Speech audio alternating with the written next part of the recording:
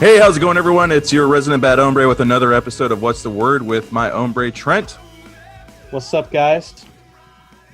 And then we actually have a few guests ourselves. We got Dave, Josh, and Bren.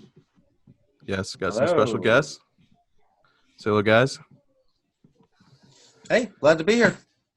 Awesome. So, the reason for the silence, no, that was not your video or stream buffering. For those who don't know, that silence was intentional in memory of George Floyd, who is no longer with us, and for the lives of every person cut short due to systems of racism and discrimination. Though we like to keep some levity in our shows, this issue is very real and continues to happen every day. If you wish to do your part, engage, connect with your local nonprofits and or organizations combating racial injustice. With that being said, we'll go ahead and start off with the interview. So Trent, you already did the introductions then. So we got the introductions. Yeah, we got Josh and Bryn from a band called Sumptus Ignis. And we also got Dave here. We got Dave. Just here. We like Dave. Dave's cool. I don't say much, but you'll know when I do. So I guess I'll start off, break the ice. How is everyone doing tonight? Doing good, man. Good? Glad to be here. That's good. All right. So, well, Trent, I think you got something you want to say. I do. With that being said, let's get into this, shall we? Sumptus Ignis, the band, right? Well, me and Jay always ask, like, what does it mean? Like, what's the reasoning behind the band, and what's it all about? That's for you, Bren. Okay, well, the name is a Latin phrase, like meaning like the price of gold, or sorry, the price of fire, or like cost of burning. So it's like, I know this is going to sound really cheesy, but I work in a dental office. I see a lot of people that, party themselves out, smoke, drink, everything, and are younger than me but losing teeth. And like kind of the price of fun or cost of burning out sort of a thing is what inspired the name. I tarted it up with Latin, though. I was completely wrong. Yeah, I thought it had. Yeah. What did you think, Jay? To be honest, I thought it was like something. It was definitely Latin, but I didn't think that it was something regarding like what you were describing as far as like the price of. You said the price of like someone's life, or I guess. It's like the cost of fire, the price of burning. It has to do with like burning out and just. Okay. Interesting. Yeah, it's sort of eroding your life away for bad choices. I guess it's the cost of your life and your well-being for a good time. That's very metal. That's very. That is very austere. That's doom metal. Yeah. So I guess the next follow-up with that being said, I'll drink to that. There you go. Yeah.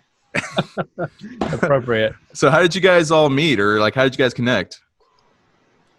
Well, I could tell my part of the story, although Bren's goes a little further back. My first band ever was called Identity Collapse, and it's a band I auditioned for that Bren was currently in. It was a 5-piece sort of thrash band. I'd say thrash and progressive. And it's kind of a longer story, but long story short, I got accepted into it. It went through several changes, lineup changes, went from a 5-piece to a 4-piece to a trio, and then eventually devolved into a duo, and that's when we created Sumptus Ignis and went in our direction rather than it being thrash progressive. It's a lot more melodic death and doom progressive. And we kind of worked with each other on a lot of fusion, I guess. There's a lot of different elements, and we try to explore every idea rather than saying, hey, this is our box that we need to fit in. You know what I mean? And you guys don't live in the same city, right? Like you're separated, so everything's like all studio based. Yeah, about 350 miles apart. Oh wow, I didn't know that. That's so amazing. And like, if you for those who are listening, if you haven't had a chance to listen to some of their stuff, I gotta say you guys are like really talented with like the songs that you come out with, the complexity and whatnot. And it's just you guys, right? Yep, that's just him and I. That's that awesome. do Yeah. 100% We've had of the writing. some guest soloists and a bass part here and there that we've had some help with. But for the most part, it's me and Josh and Jesse on vocals. Mhm. That's awesome. Yeah. So with Jessie, she couldn't be here today, or Right. okay, no worries. But we do miss her. But until next time, I mean, she's more than welcome. You guys are more than welcome to come on anytime. But Nice. but yeah, like that just blows my mind. With Jay and I, we're obviously, I guess you kind of say we're pseudo studio artists, but we're really not. But like, I guess my question, like, also, like, how do you guys make it work? Like, how? Or what do you guys I play? assume it's difficult. Or I guess you guys play a little of everything, right? I mean, what Or how does the Between the two of you ensemble guys. come together? You know, How does like, it come together? Give us the recipe. You wanna I guess take originally this one? going back to the Jay. Identity Collapse days, I played drums, he played rhythm guitar and some leads here and there. But for this other project, we were thinking like, well, I'm not just a drummer. I can also do keys. I can also do the vocals. I can, there's a couple of bass parts that I put in here and there. So we were trying to not just be like, oh, I'm only the drummer in this band, and kind of go where the songs take us. It's been a little more difficult with us not being in the same zip code, or 3 or 4 zip codes now, or counties away. But Oh, yeah, it's yeah, I'm back in the day, at least, we had a practice space that we would meet, 2 or 3 times a week when it was the Identity Collapse days, and we would jam there and, work out song ideas. Became less frequent once Wojo moved north, but we'd still, hash it out every now and then. And these days it's more or less, he'll send me some ideas. I'll send him some. He gives me a lot of like instrumental songs that I'll go through and, try to figure out, okay, I can add keys here. I can come up with some vocal parts here. So we've been building remotely in the last, 2 years, year and a half, something like that. Yeah, about 2. I've been up Or 4. here for about, yeah. I think I've been here 4 years now, actually. We had a bit of a catalog already written before I moved, and I kind of just hit these pockets of inspiration, as I'm sure you guys do as well, where you just kind of, you're on fire for a little bit and you crank out some ideas. And one thing that I like to do is kind of revisit, like I'll write, 2-3 minutes worth, and then there'll be, I'll go on to another idea that I feel doesn't quite fit, and write another instrumental of something else, and then I'll come back and try to continue or bridge a part along.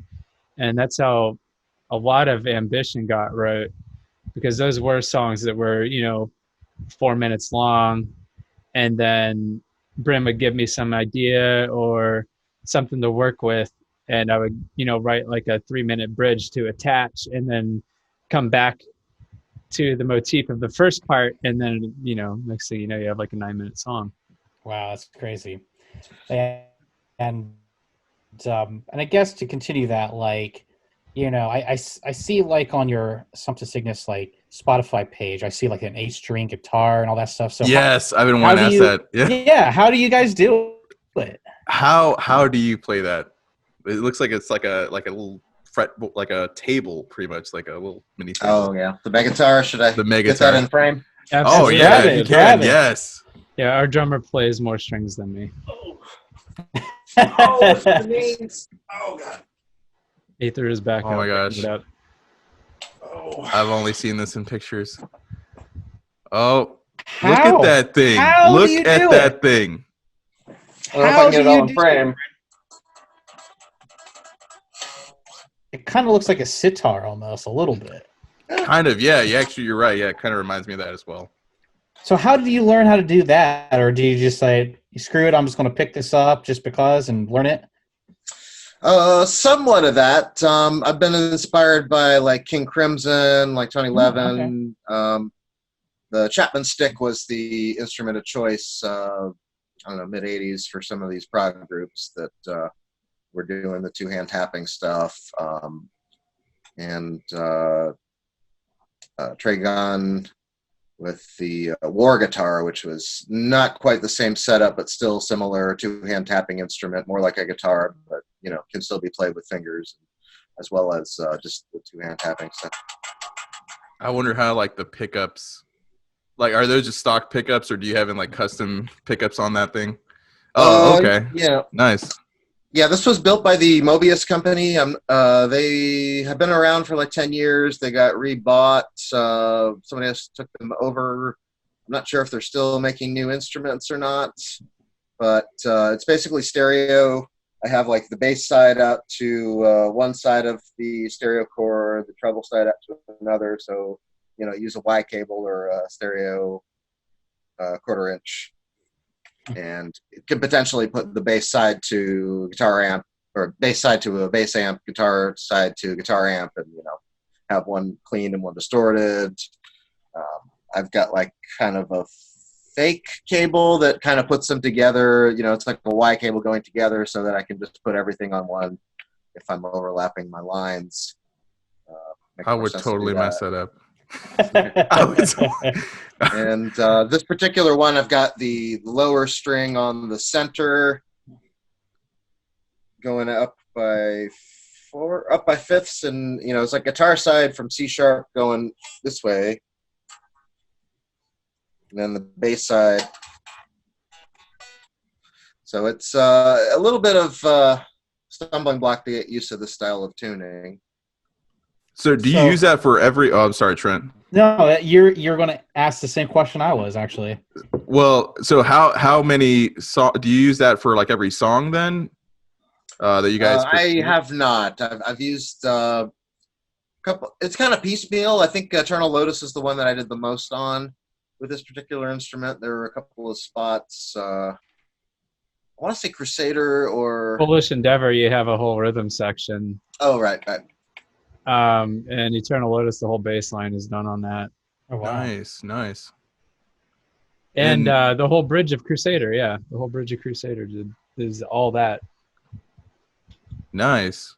And Josh, I know Brendan kind of touched upon some of what he plays. Josh, so you do the 6 strings. I typically do 8-string lately. I've got a couple. I think December's End and Fire at Low are the only ones I did 6-string with, and that's because they're like one's a C standard tuning, one's a C sharp. Or I'm sorry, a drop C tuning, and then the rest I've done 7 and 8-string. I try to standardize on the 8-string now, mostly drop E, but some standard. I cover bass usually. Bryn got a nice 5-string Fender Jazz recently, so we've been getting that done a little bit. And I'll do some keys. He's kind of more the key guy, but a lot of my ideas are only initial ideas, and then we try to grow them together. And yeah, it's mostly just guitar. I do a little bit of backup vocals, but it's pretty rare. Nice. Well, guys, I'm gonna go ahead and announce we did this the last episode, but I like to call this the lightning round. And I know Frank is gonna go ahead and edit a reggae horn into this bit, but we provide you. So we provide you words, and you tell us what's the word of choice. All right? And Dave, chime in whenever you want, my friend. Dave, you too. You're included in this as well, man. All right. So. Cornucopia. All right. So here we go. Dog or cat? Cat. Or. Dog or cat? Yeah, dog or cat. So your Or first is a reaction. Word. Yeah. Okay. We'll move on. Elf or dwarf? Vodka. Vodka. Vodka. Elf or what? Elf or dwarf? Elf. Dwarf. Dwarf. Okay. Dwarf. Chocolate or chocolate? Or Viva More Las chocolate. Vegas. There you go. Dark chocolate. Viva Las Vegas. I'll go All dark right, chocolate. all right. Trent's got Dark some hard chocolate. ones though. Oh yeah, I got some hard ones. Brad Pitt or Tom Cruise? Tom Cruise. Brad Pitt. Tom Cruise. Brad Pitt. Mhm. Brad Pitt. Bren. For acting or for hijinks? Anything. Because the reality circus Oprah moments, I don't know. It's hard to beat Tom Cruise. But I'd rather watch a why? I'd rather But watch why? a Brad Pitt Why movie. do you but, Army of the 12 Monkeys, man. Mhm. yeah. Stellar. You know, something that I didn't add, like one thing I really like about actors, like a really good actor to me is somebody who obviously, you know, like Tom Hanks, they do various roles. But for some reason with Tom Hanks specifically, even though he wasn't a choice for whatever reason, I wasn't thinking, maybe, I don't know. But How did this get to You this all of a only- sudden? I don't know. That's going on. Why not? I'm going on my tangent, man. He's Let going me on a tangent. let me be me. I'm on a vodka binge now, man. Do you, bro? You do you. All right, Tom Hanks. No, you're not. But I the am. reason for Tom Hanks, though, think about it. Like, you don't think Tom Hanks is being Forrest Gump. You just think Forrest Gump. You don't think Tom Hanks being Captain Miller. You just think Captain Miller of, like, Saving Private Ryan. Now, that's an actor. What about We're- Denzel Washington? I mean, I love my 54th. You mean That's you're all I so you're got. talking about like so how actors are able to portray the character so well that Oh yeah, I'm with you. I mean, forget that Tom they're, Hanks you forget is- that they're even acting. You're Yeah, just exactly. watching this character come to life. Yeah, They do it so well. exactly. I get I get that. All right, I'm still going In with a roll. Tom Cruise. Sorry, Tom Cruise. Whoa! Hey, I recognize What? that handsome man. Jared's here? I think we've been invaded. Been Man. invaded by Jared. This is going All right, here we go. Now crazy we got a party going. So we're gonna continue on with this. Pizza rolls or hot pockets. Pizza rolls. Pizza rolls. Okay. Hot pocket. Muffdog. Pizza bagel. I'm gonna be the And finally, hot And- pockets.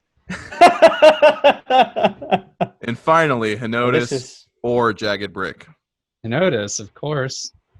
All right. For Those jagged bricks dude stood you up Don't like make 3 me times. choose. I know, right? Don't make me choose. those That assholes. sucks. For I those noticed of you, this does suck. yeah, for those of you Henotis who does may not suck. know, who are listening, Henotis is some local band in Columbus. You don't really need to know them; they're not that good.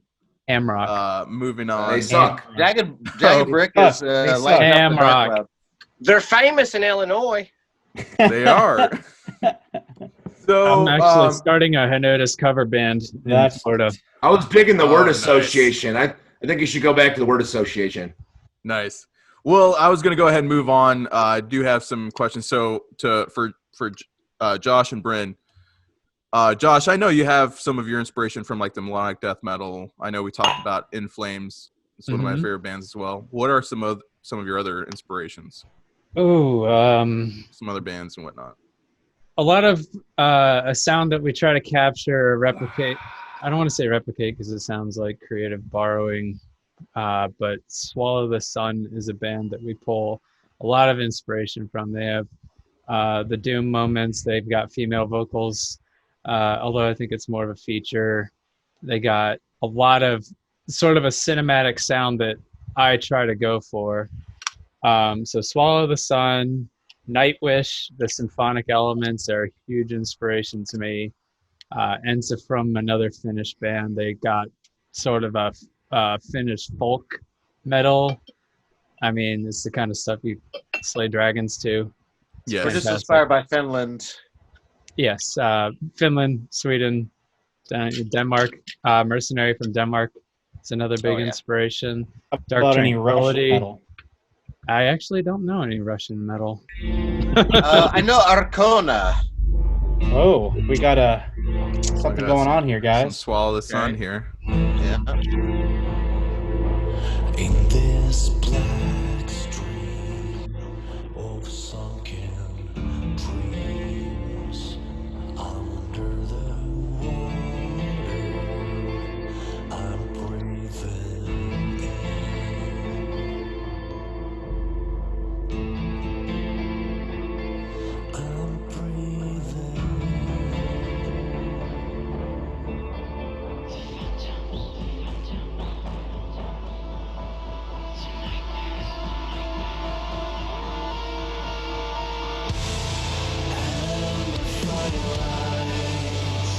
Okay.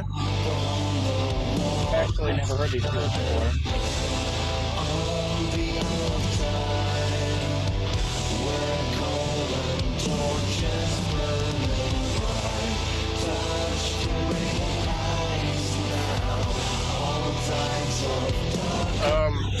I'm gonna say something, and I mean it in the best of ways. It sounds like halftime hymn. Halftime hymn. I could see that. Also, a Finnish band. I They dig it have though. that was more commercial for them. They got some really fucking dark stuff. Yeah. Yeah, You they had know- an album. They had like a triple album recently. One was super melodic and almost like folk style. One was their super like funeral doom, really harsh, aggressive, and one that was like in between the two. So, Songs from the North, Volume 1 through 3, highly recommend it. You know, another band that I just kind of stumbled upon. Have you guys ever heard of Groombridge before? Not familiar Apparently with that. not. I know Edenbridge. So I just showed Dave this today. Groombridge is actually a Swiss band. I was literally just stumbling upon them because when Hinotus was trying to do like an online video, I was just trying to figure out how to do like YouTube live videos, and I stumbled upon them. They're really good. They're kind of like, I don't know if you guys ever heard of like Stone Jesus a little bit. They have that kind of sound, and they're really. Oh, here it comes. This is great.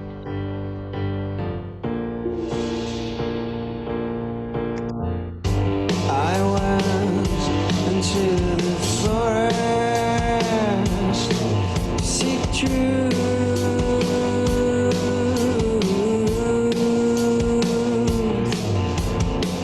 All I found was 1,000 trees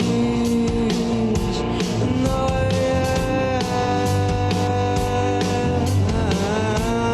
else.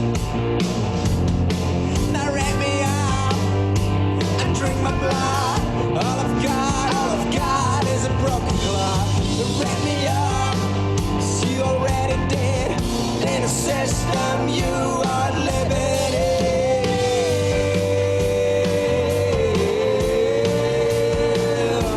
You're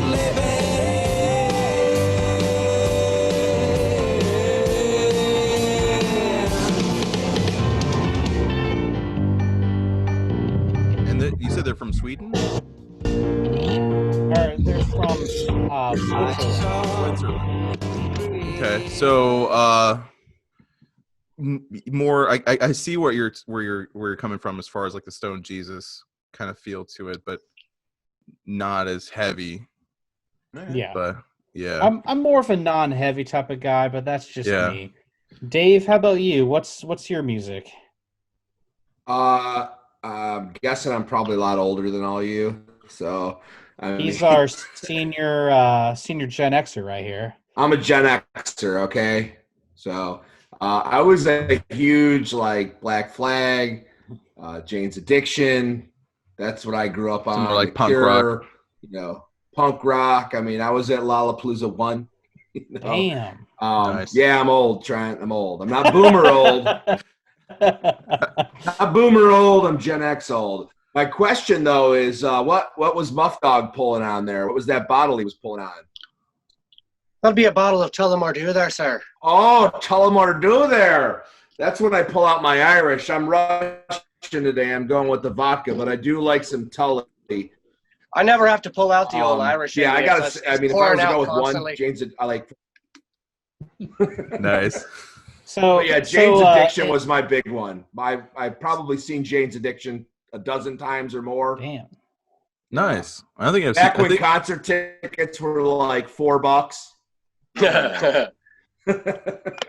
No kidding. I think I saw them at another Rock on the interesting Range. thing about And Tool. I mean, I used to go see Tool before anybody knew what Tool was. That was a good show. You know, when there was I like saw them. 60 of us in the whole venue. You know, that's one band I really wish I made. You missed out that night, man. I did. Yeah.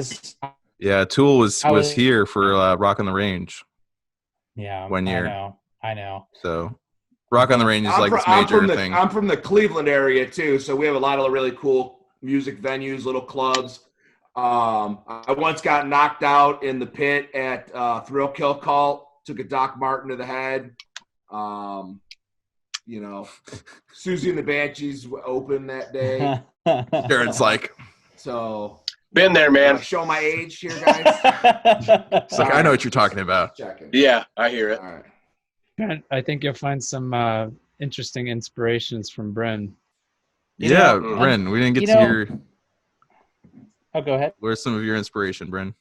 Okay. Well, in the metal side of things, I do like some of the doom metal. Like Swallow the Sun was mentioned. There's a group called Ahab from I think they're German or Bavarian. I've heard of Ahab. Yeah. I really actually I think I'm wearing one of their shirts. Nice. Let's see, Pain of Salvation from Sweden. I'm also, like traditional, like progressive rock. Yes, Starcastle, Gentle Giant, stuff like that. Try to expand my horizons musically. I've got a big old Spotify shuffle thing that's going. It could be. I noticed, right?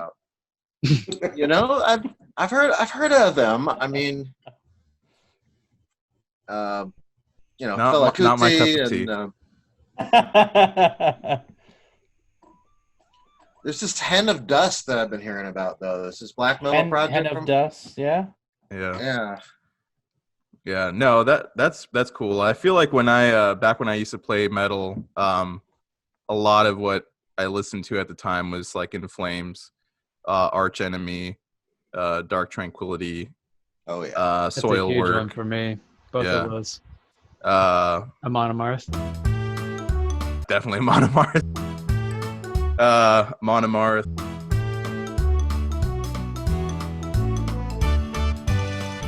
And then like at the time you discover that there's a lot of different genres within metal itself. Like you have So many. like you mentioned Josh, you mentioned like something slaying dragons too. Like there's Hobbit metal, there's pirate metal. Yeah. I'm Hobbit big into metal? power metal What? too. I absolutely Yeah. Ailstorm. Ailstorm's got like 3 or 4 albums that are all pirate themed metal. Yep. And the Ailstorm. same keyboardist started Glory Hammer, which is their first album. Oh, they're ridiculous. Album. Yeah. It's a concept album about a evil wizard that enslaved unicorns and destroyed a village. And Yes. Oh, yeah, Please we bring have us some something coming Ailstorm. up, guys. there we go.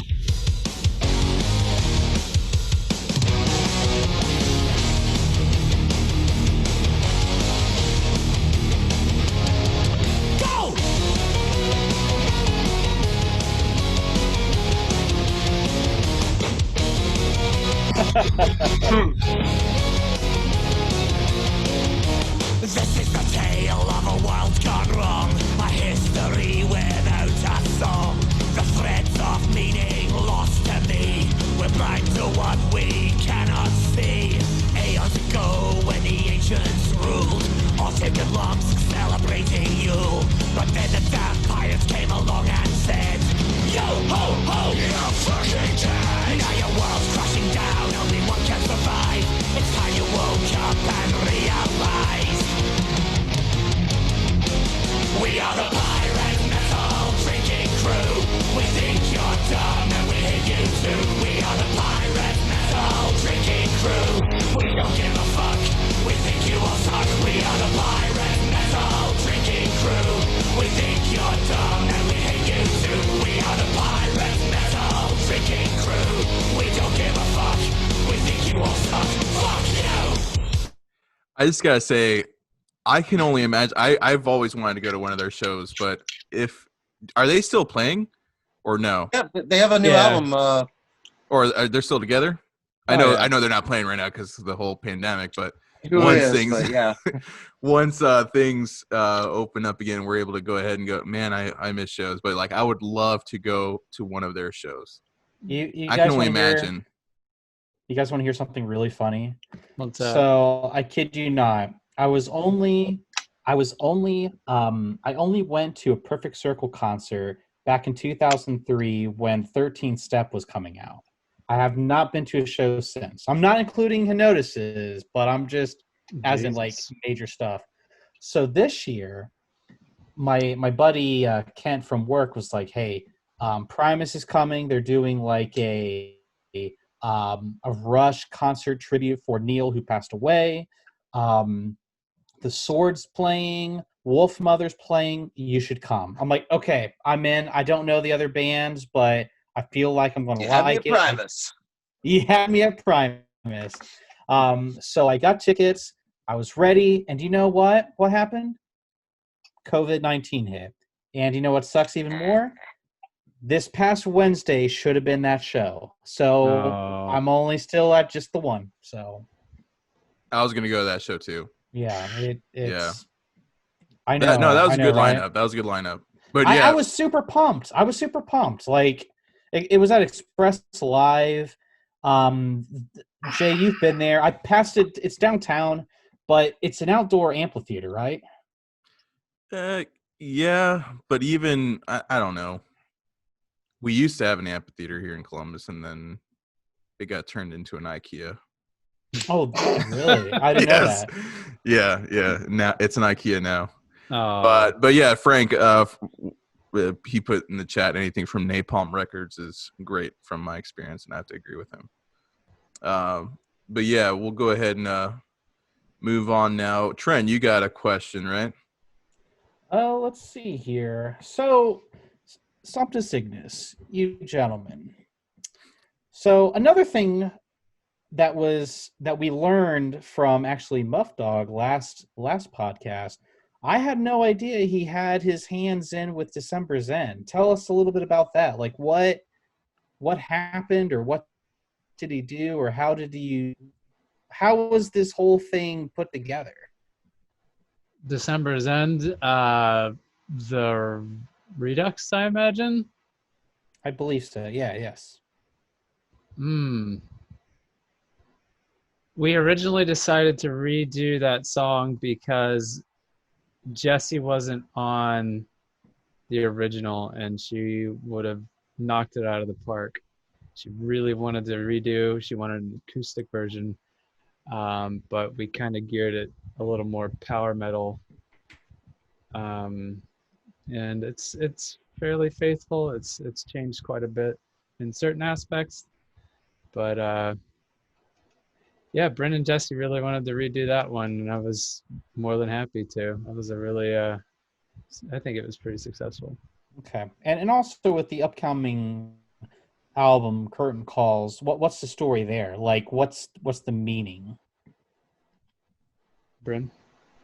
Okay, yeah. So a lot of the songs that I've been writing lately, for some reason, have been somewhat apocalyptic and I wonder sunny. Yeah, I wonder why.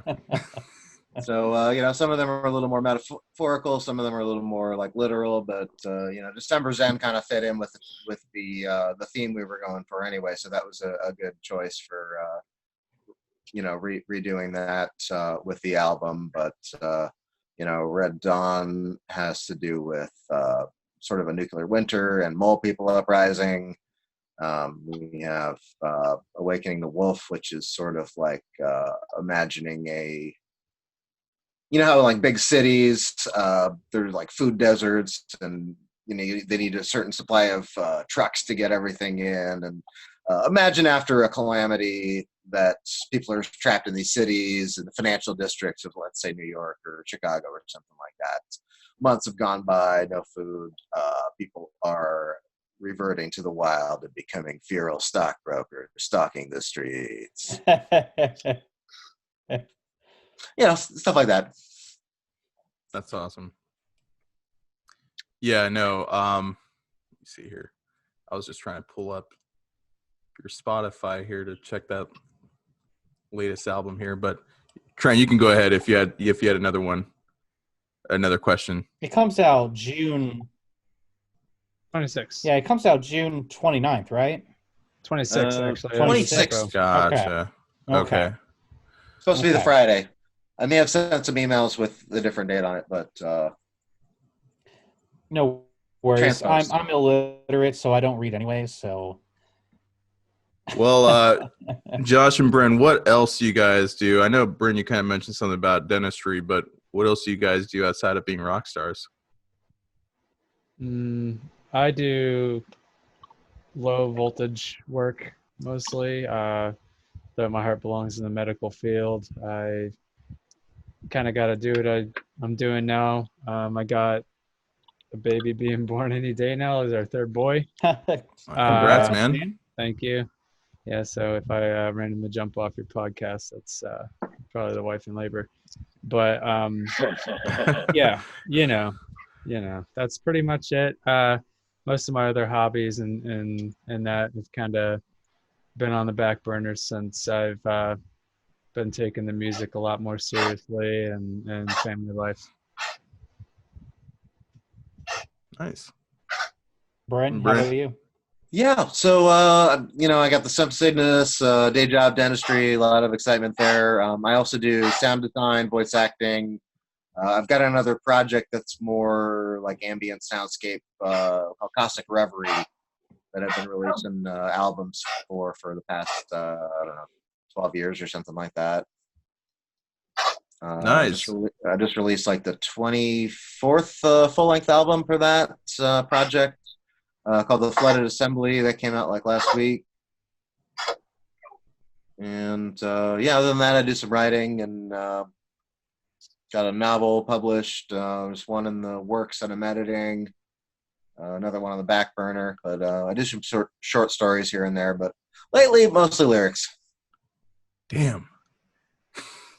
Very productive guy. Yeah, for sure. So voice acting, what specifically do you do? Like do ads or something like that, or? Well, I worked in radio for almost 10 years. I did a little bit of computer game stuff. We spoke of Ailstorm a little earlier. One of the games that I work with is a Steam game called Pirates, Vikings, and Knights 2. I voiced 3 characters in that. I did some sound design, a little bit of music for that. But we got Captain Chris Bowes to do some announcer voices for us.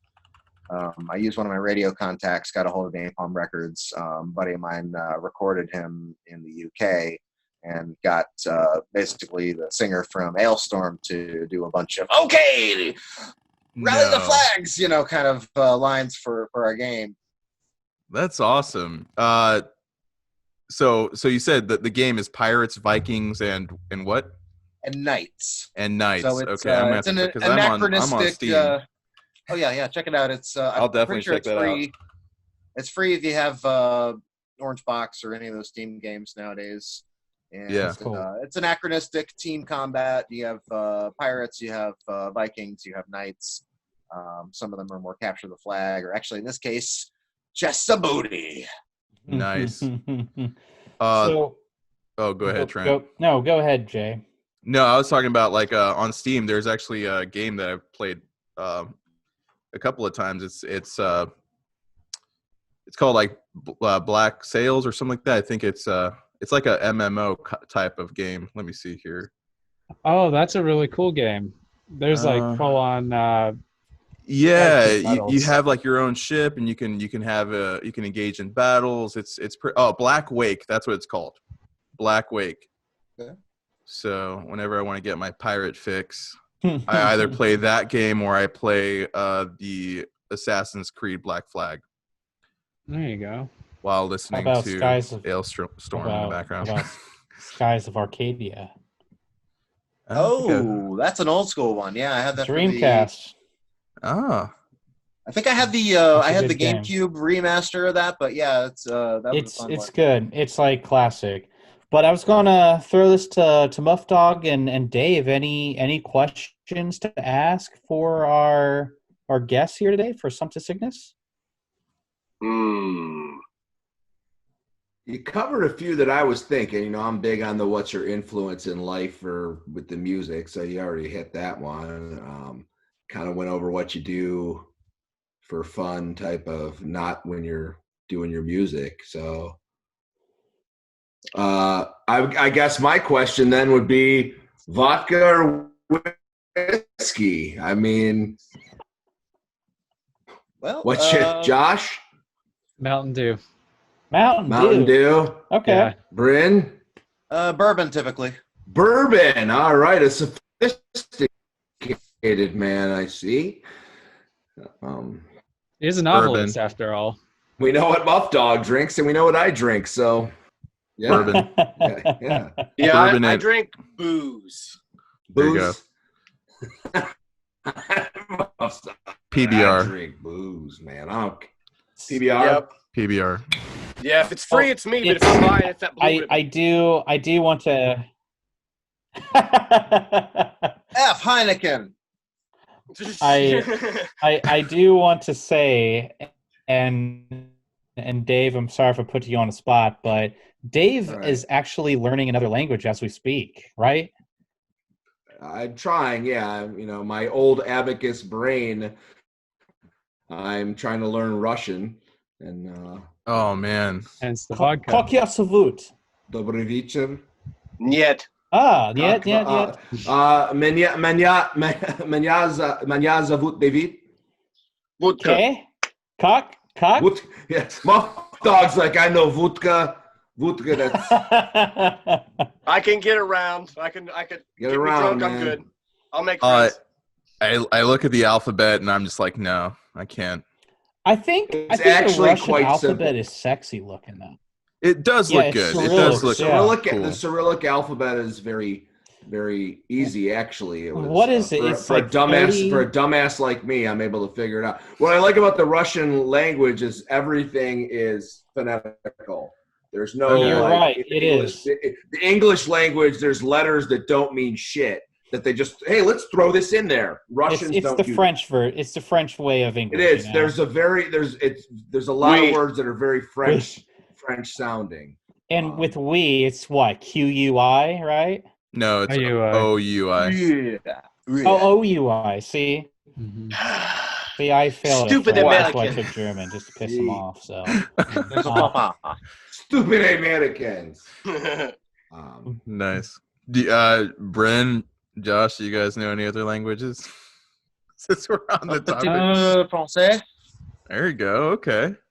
I stayed in Denmark for a month Français? and studied it for about a year. Oh, really? but yeah, it's kind of no, you gotta talk about that right now. I did not know that. okay. Yeah, that's kind of cool. Yeah, speaks it Great was, Dane. 2010, I went and I stayed in wow, I can't even remember the name of the city. Most northern city, one of the most northern big cities. Christiania? No, I went to Christiania though, and that I have a picture in front of the place because I just remember the picture, so that's why I said that. Yeah, Christiania is in Copenhagen. God, I can't believe I can't remember where. Oh, Aalborg, of course. That's it's the largest, most northern city, and then above that is Skane, which is where there's World War II bunkers on the beach still. Which Trent, I think you would think that's pretty cool. And the oceans actually collide into each other rather than onto the shore. There's a point on the end of the beach where the waves hit each other rather than going to shore, and just being there is surreal. It looks like, you know, a glitch in a game I think or something. this is Aalborg? That looks sick. something's coming on. Yeah. Yeah, that's where I was. I was there for a month. I did 1 weekend in Recognize the Copenhagen. videos? Yeah. I also heard Danish and also Icelandic is actually really hard to learn. Well, happy birthday is to Nick and Mephistostein. That's how you say happy birthday. So, I mean, The they rest got is some, gravy after that. Some Yeah, all downhill from yeah. there, baby. All downhill now, man. I'm looking at it right now. It looks like Aalborg 7-Eleven. is actually right across the river there from Gothenburg. Yep. We all know the Gothenburg scene. Yeah, I think that Mercenary is based out of Aalborg. And Nice. that's where I bought my left-handed Explorer because I don't think they made actual Gibson Explorers left-handed in the States. And given this is a knockoff, it's a Takai, Japanese made, I had to have it. And it was like my memento for my trip. That's awesome. You know, not to throw Muffdog under right now. I didn't even know you were left-handed until Muffdog told me our last podcast. Yeah, And that the only way of watching you play right is on video, right? Yep. Yeah, mirrored pretty much. Yeah, your mirrored live streams. I love it because you don't make me feel weird. Yep. Yeah, it's actually beneficial to learn from somebody of the opposite hand, because when you look at them, it like makes more sense. That's true. That You makes could do the cool V thing, but you're always what is it? Stage left. You're always stuck to one side live. Otherwise, you're smacking people. I think it's stage I left. see what Bryn's doing. So it's funny. I mean, as being a lefty, like, did you ever have like the specific like left-handed scissors, or you said screw it, I'm just going to use the normal stuff and just say screw it, or were you picked on as being left-handed? Picked on, of course. But most of growing up, you didn't really have your lefty proprietary stuff. Or at least I didn't. I've noticed that a lot of things today are very tailored for everything. You know what I mean? So lefty stuff is a lot more available. I guess enough of us have bitched about it. Non-discriminate scissors. Yes, exactly. I've never used lefty scissors. I've just always used righty scissors wrong. Or I have somebody else cut shit for me. Wouldn't that make it wrongy scissors? Yeah. Good dad jokes there. I appreciate that. Yeah, I This knew you would. this It's bottle just is for you. ambidextrous. Just for you. Ambidextrous. What was bottle, that, yes. Dave? Ambidextrous bottle. But I think that's cool, though. I mean, you you got a lot of famous left-handed. Muffdogs is ambidextrous too. Oh, there you go. Hey, let's drink one left-handed. One of the things about being lefty is every guitarist friend that you got has a righty guitar, so it's kind of like customary that you have to learn it upside down. Mhm. So you kind of, if you ever for some reason are with somebody who has a lefty guitar, you should try playing it upside down, because you'll find like bar chords are actually easier. Oh, really? I didn't know that. There's certain chords that are easier, because you don't have to do that shit where you got to tuck your finger back and you got to be playing on all of your tips rather than your pads. Except for the that's bar, of right, course. Wait, tuck your what back? Tips, not your tits. I don't got any tits to I've tuck played back. guitar all No, wrong. he's like, what Yeah. tip? I was thinking, man, I am doing it wrong. Bryn's thought the same Tuck thing. What tip? Well, you got Your all me because fingertips. I don't even know how to play guitar, so there's Yeah. that. Well, I mean, if you do open chord, bar chord sort of stuff, learning that, I always had an issue with muting out strings or not quite getting all those, every note, articulated just right. But yeah, it's kind of a cool thing to learn it upside down as well, because you can find some really interesting intervals. That is pretty cool. I have a friend who's right-handed, but he prefers holding a guitar on the left, which is kind of odd. Maybe it's, I don't know. It's interesting, Our old lead guitarist was also lefty but played righty, and I mean this kid was phenomenal. He killed it. He'd play circles around most of the people I knew. But Wow. give him a lefty guitar and he was barely able to hold it. That's interesting, crazy. yeah. So, Muffdog, any question for Sumptus Ignis?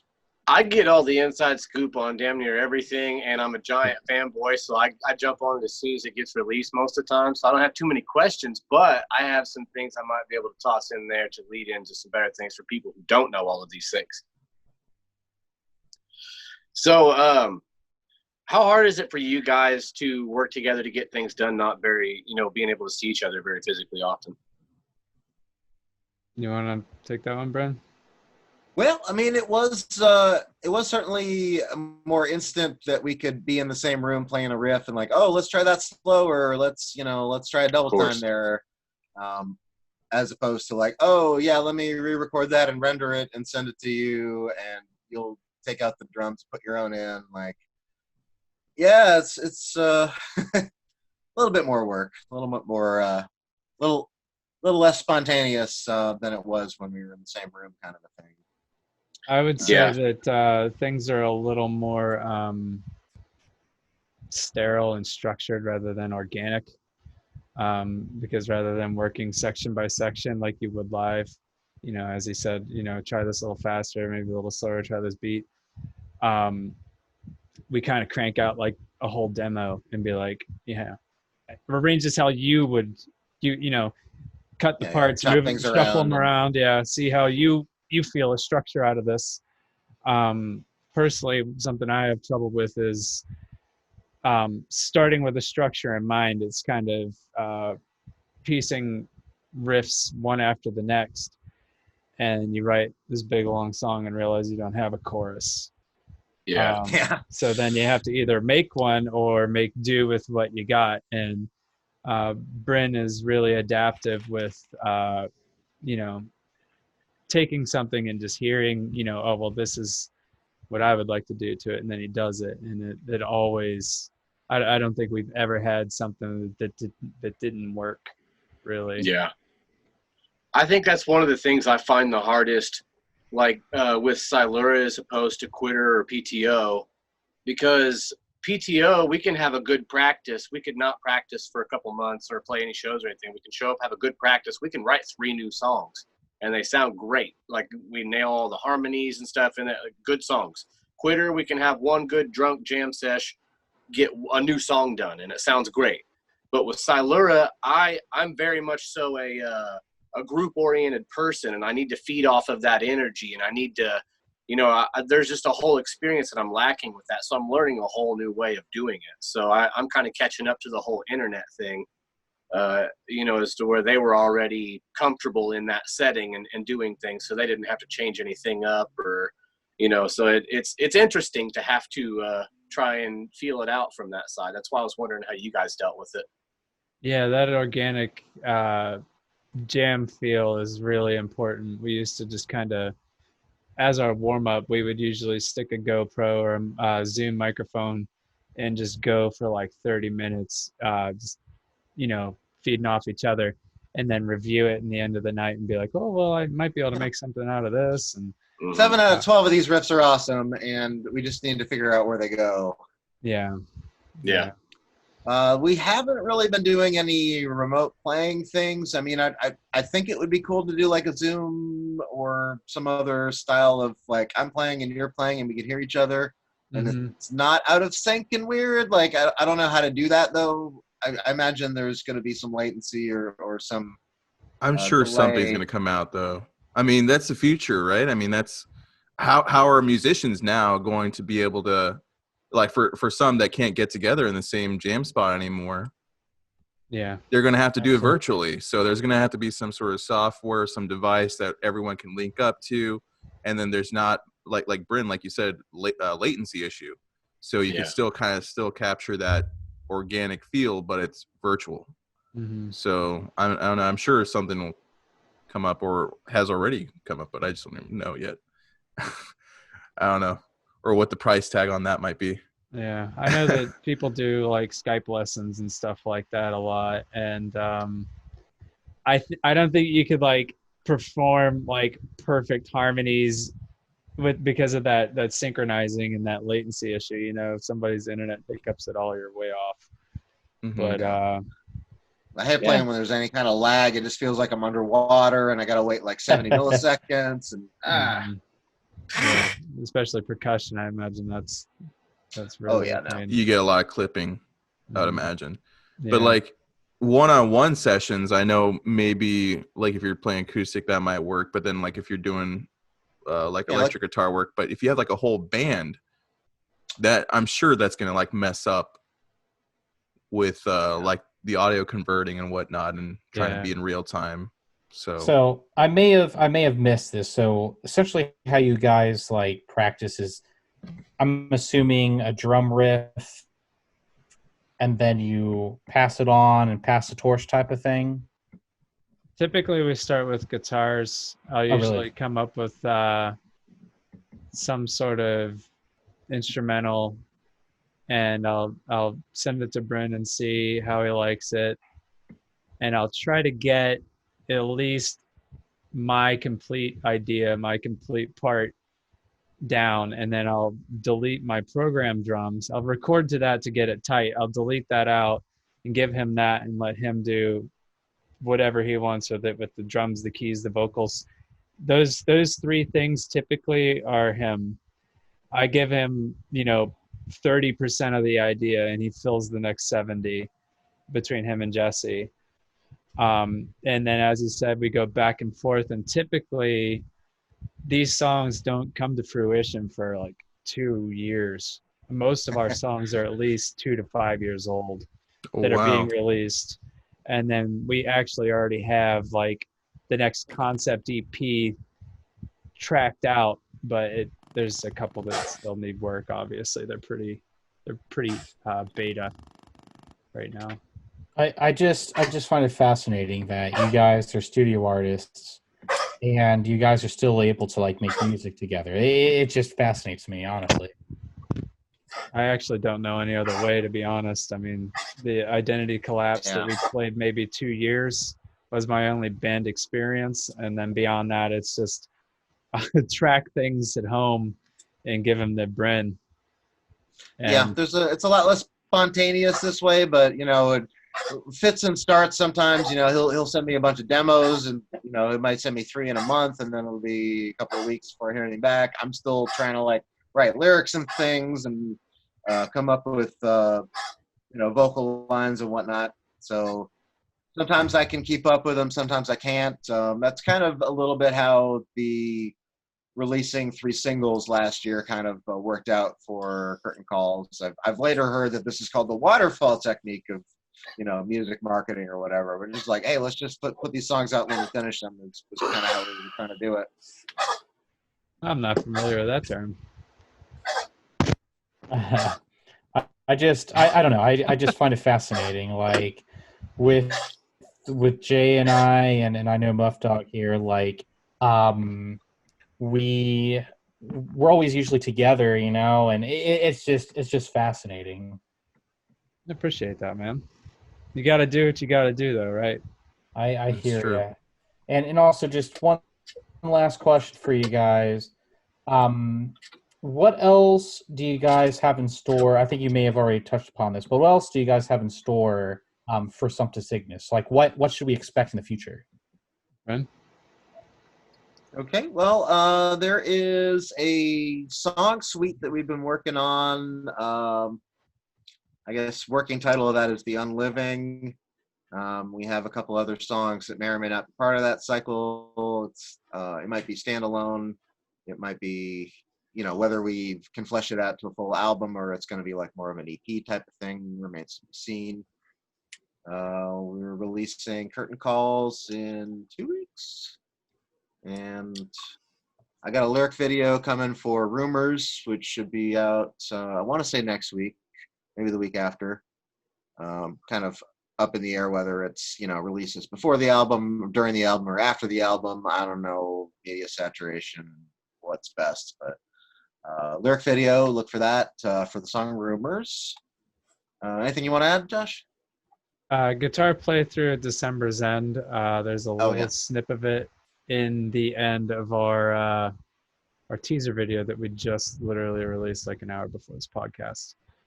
Yes, and actually, with that being said, we're actually going to end with that, actually. So one thing that I want to, again, thank you guys for joining us tonight. We, not only Jay and I, but like all the audience with the ZTO TV world and just ShedRat Industries, things of that sort. We're really looking forward to your guys' new album. And again, and for sure. And again, for those listening, Curtain Calls will be released what day again? June 26th. June 26th. Will be on Spotify, Bandcamp, things of that sort, right? Everything that District gives us. Deezer. Look for it on Tidal. Look for it on I don't know. It seems like there's 30 of them, and they keep adding new ones. iTunes, Amazon, Google Play, all that good stuff. Shopfish, and Candlebutt. Look for it on Willy Whacker. Is that the new one? I have no clue. I think it is. Where could people find you guys on Facebook?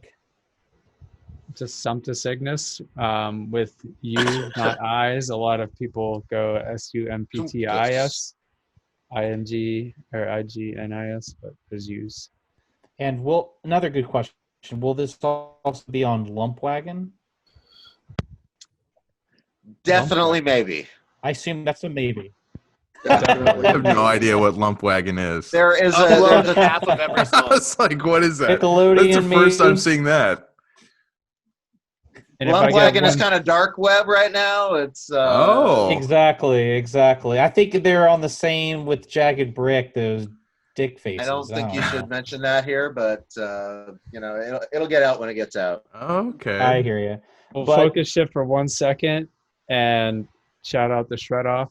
I think that's important for all of us shed rats. Oh yes. Yeah. Or Yes, shred there was a rats. recent- The shred rats, the Yes. third shred off has been released on Wednesday. Voting is good till the following Monday. It was with Jonathan Scott and Patrick Gunderson. What? Yes, Mr. yes. Gunderslam. And definitely. And speaking of which, check that out. Check ShedRat Industries. But again, with ShedRat. It's all good. Add I a think little all right. bit too It's much all right. vodka, guys. It's all right. But Jay and I would like to thank all of you, Josh, Bren, Dave, and also Muffdog here. Again, thank you guys for tuning in. And with that being said, I think that's a wrap, right? All right. Yeah, that's a Good. wrap. Thank you, gentlemen. Guys. Thanks for having us. This is an honor. Again, it's been a pleasure. And as we're going to tune this off with the Curtains Called promo video. Take care, guys.